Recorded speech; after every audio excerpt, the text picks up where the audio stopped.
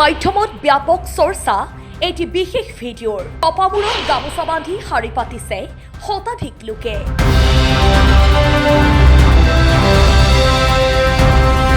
টপামূৰত কিয় বান্ধি লৈছে একোখন গামোচা?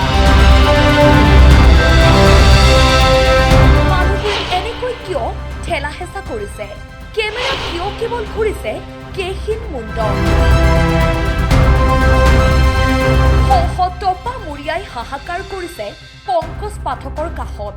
পংকজ পাঠকৰ ঘৰুৱা বিধান ল'বলৈ এনেদৰে ভিৰ কৰিছে টপা মুৰিয়াসকলে। এয়া ৰঙিয়াৰ দৃশ্য। এইবাৰ চুলি বিশেষজ্ঞৰ ৰূপত পংকজ পাঠক মুখত বনাই ৰেডি হৈছে, আমি লগাবলৈ সাজু হৈছো। বাহিৰত অজস্ৰ মানুহ, আজি হয়তো গোটেই দিনটো লগাব লাগিব, বহুত মানুহ হ'ব। দেওবাৰে ৰঙিয়াত উপস্থিত হৈছিল কবিৰাজ পংকজ পাঠক। পংকজ পাঠক ৰঙিয়াত উপস্থিত হোৱাৰ লগে লগেই টপা মুৰিয়াসকলে দিহা পৰামৰ্শ ল'বলৈ ভিৰ কৰে এনেদৰে।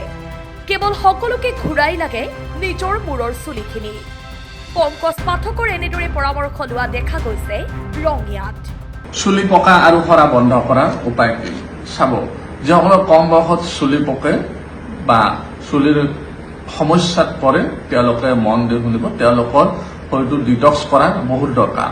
বেয়া খাদ্য যিবিলাক আমি খাওঁ, দৈনিক ফাষ্টফুড জাতীয় বস্তু, বেছি বজাৰৰ বস্তু, ময়দাৰ বস্তু, এইবিলাক যদি খাওঁ তেতিয়াহ'লে আমাৰ কম বয়সতে চুলি পকে। News desk report, Assam time. ঘৰত আনন্দ আৰু সম্পৰ্কৰ চমক বজাই ৰাখিবলৈ জৰুৰী হৈছে সকলো আনন্দময় মুহূৰ্তত মৰমৰ উপহাৰ দিয়াটো। সেইবাবে মধুশ্ৰী জুৱেলাৰ্ছে আনিছে সকলো ৰঙীন ক্ষণৰ বাবে বিশেষ গহনা। হীৰাৰে হওক, সোণৰে হওক বা ৰূপৰে হওক, শ্ৰেষ্ঠ ডিজাইনছ আৰু হলমাৰ্কযুক্ত গহনাই ৰাখে সম্পৰ্কক নিখুঁত। তেনেহ'লে আজিয়ে আনক আনন্দ মধুশ্ৰী জুৱেলাৰ্ছৰ সৈতে।